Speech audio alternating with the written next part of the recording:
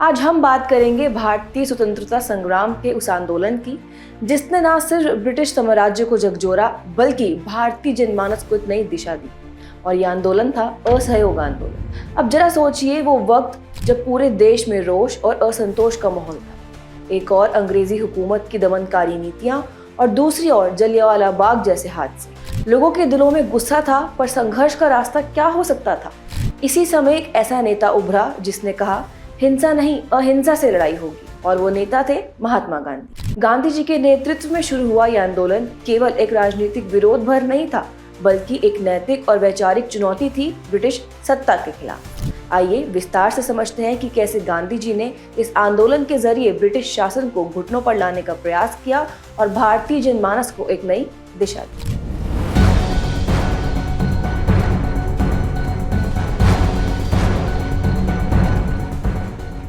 सबसे पहले सवाल ये उठता है कि इस आंदोलन को शुरू क्यों करा गया। इस आंदोलन की कहानी की शुरुआत होती है 1915 से, जब महात्मा गांधी दक्षिण अफ्रीका से भारत लौटे। गांधी जी के भारत लौटने के साथ ही देश को एक ऐसे नेता की आवश्यकता थी जो स्वतंत्रता संग्राम में एक नई दिशा दे सके। उनके शुरुआती आंदोलनों ने उन्हें भारतीय जनमानस के बीच एक लोकप्रिय नेता के रूप में स्थापित कर दिया था। गांधी जी का पहला बड़ा आंदोलन था चंपारण सत्याग्रह। जब बिहार के चंपारण जिले में नील की खेती कर रहे किसानों पर अंग्रेज जमींदारों ने अत्याचार कर रखा।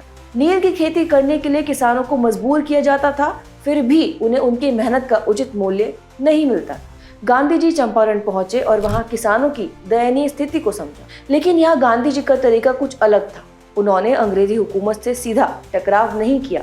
इसकी बजाय उन्होंने जनता को शिक्षित किया, उनकी समस्याओं को हल करने के शांतिपूर्ण तरीके सुझाए और सबसे महत्वपूर्ण बात, सत्याग्रह का सहारा लिया। यह आंदोलन भारत में गांधी जी का पहला सविनय अवज्ञा आंदोलन था और यह इतना प्रभावी साबित हुआ कि अंग्रेजी हुकूमत को झुकना पड़ा और किसानों को आखिरकार राहत मिली। इसके तुरंत बाद 1918 में अहमदाबाद के मील मजदूरों के अधिकारों के लिए गांधी जी ने एक और बड़ा कदम उठाया।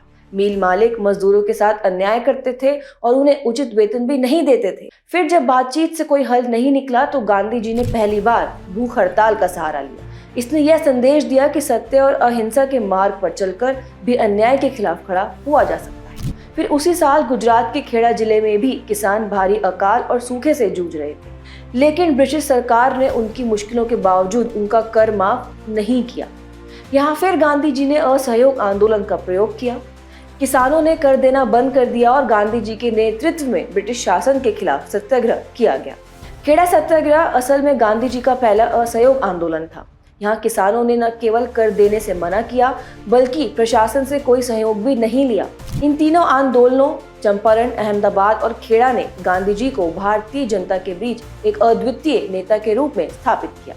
उन्होंने जनता को यह सिखाया कि अत्याचार के खिलाफ भी आवाज उठाई जा सकती है, लेकिन बिना हिंसा के, केवल सत्य और अहिंसा के मार्ग पर चलते हैं। अब आगे बढ़ते हैं 1919 की ओर, जब अंग्रेजों ने एक और दमनकारी कानून पेश किया, रॉलेट एक्ट। ये कानून इतना क्रूर था कि इसे काले कानून के नाम से भी जाना जाता है।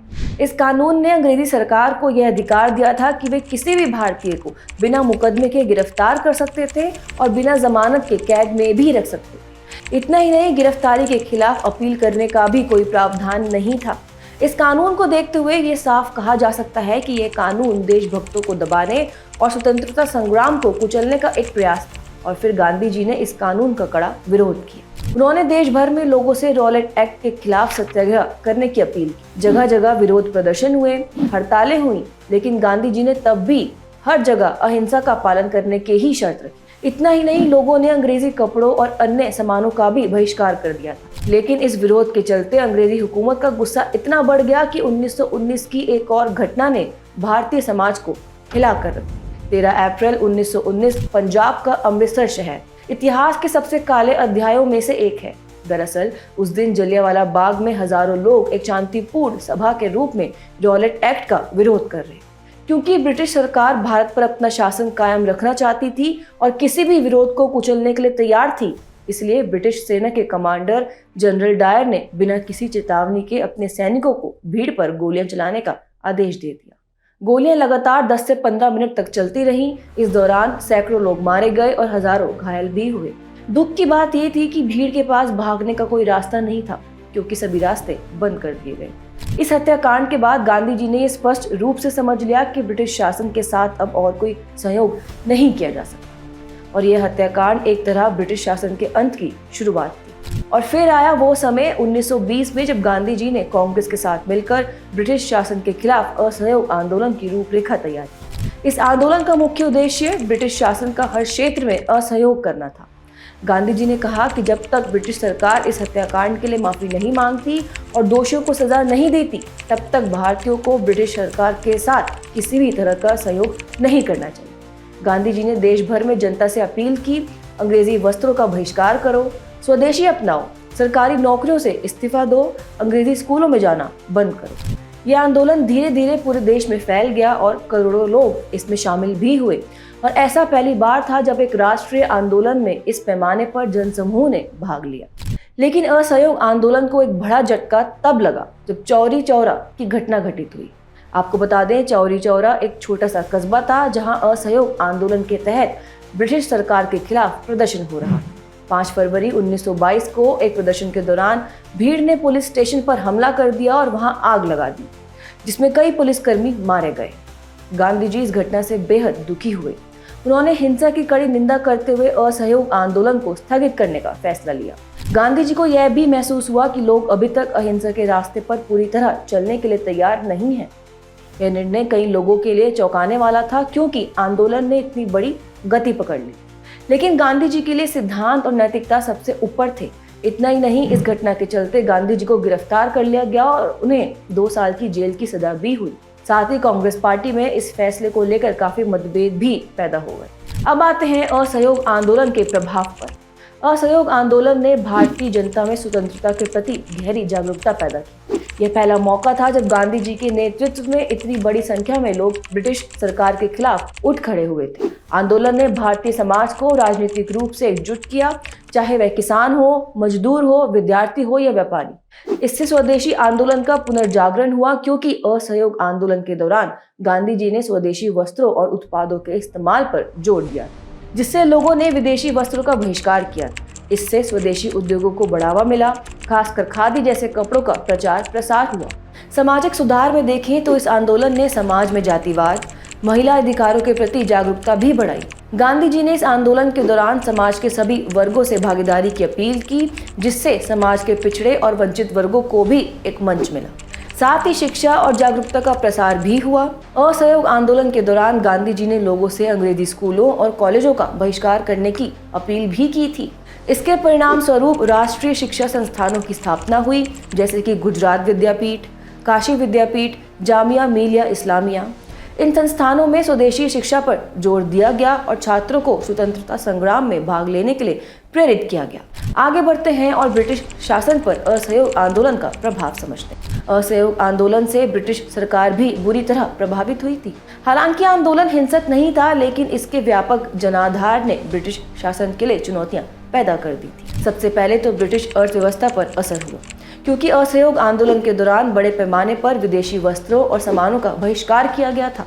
इसीलिए इस बहिष्कार से ब्रिटिश व्यापारिक हितों को भारी नुकसान हुआ और ब्रिटिश अर्थव्यवस्था पर इसका गहरा प्रभाव पड़ा। खासकर भारतीय कपड़ा उद्योग को पुनर्जीवित करने का अभियान ब्रिटिश आर्थिक हितों के लिए बड़ा झटका था।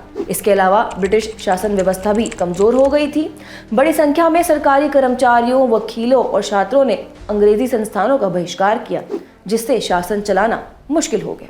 असहयोग आंदोलन अपने समय में भले ही स्थगित हो गया, लेकिन इसका प्रभाव दीर्घकालिक और गहरा था।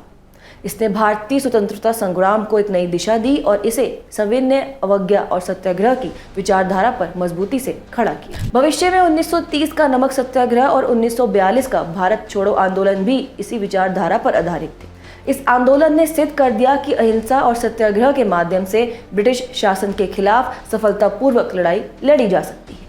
असहयोग आंदोलन ने भारतीय जनमानस को स्वतंत्रता के प्रति जागरूक किया और उनके मन में यह विश्वास पैदा किया कि वे अंग्रेजों को हरा सकते हैं। आंदोलन की असफलता के बावजूद यह स्पष्ट हो गया था कि स्वतंत्रता अब दूर नहीं है। इस आंदोलन ने लोगों में मौलिकता, साहस और दृढ़ संकल्प की भावना भर दी, जो आगे के आंदोलनों में साफ दिखाई दी। यह आंदोलन सिर्फ एक राजनीतिक संघर्ष नहीं था, बल्कि महात्मा गांधी की सत्याग्रह और अहिंसा की विचारधारा का प्रतीक था। गांधी जी का मानना था कि सच्चाई और नैतिकता सबसे बड़ी ताकतें हैं और यदि आपका उद्देश्य सही है तो उसे अहिंसा के माध्यम से ही प्राप्त किया जाना चाहिए। उनके लिए अहिंसा सिर्फ एक रणनीति नहीं थी बल्कि जीवन का मार्ग था। असहयोग आंदोलन ने साबित किया कि बिना हिंसा के अत्याचारी सत्ता को झुकाया जा सकता है। गांधी जी ने यह सिखाया कि संघर्ष चाहे कितना भी कठिन हो, सत्य और अहिंसा के मार्ग पर चलने से अंततः विजय हमारी होगी। असहयोग आंदोलन ने भारत को यह एहसास कराया कि स्वतंत्रता केवल हथियारों से नहीं बल्कि नैतिकता, साहस और दृढ़ निश्चय से भी प्राप्त की जा सकती है। आज के विषय में बस इतना ही। मिलते हैं नए विषयों के साथ, तब तक के लिए जुड़े रहिए विजन IAS के साथ।